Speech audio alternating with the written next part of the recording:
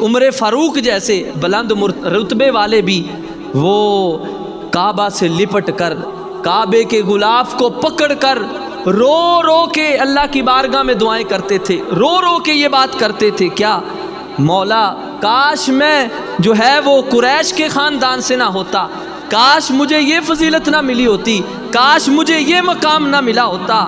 تو نے پوچھا بھئی پھر کیا چاہتے تھے آپ، کیا بنا دیے جاتے آپ، جب اتنا منصب مقام مرتبہ ملنے کے بعد بھی کہتے ہیں کہ کاش یہ نہ ملا ہوتا، یہ نہ ملا ہوتا۔ تو آگے سے حضرت عمر فاروق کہنے لگے، کہا اللہ تعالیٰ مجھے کوئی رتبہ نہ عطا کرتا، کاش مجھے رب ذوالجلال صدیق اکبر کے سینے کا ایک بال بنا دیتا۔ کیوں بال بنا دیتا؟ کہا ہر وقت جس سینے پہ مصطفیٰ کی نگاہ رہتی تھی وہ ابو بکر کا سینہ تھا۔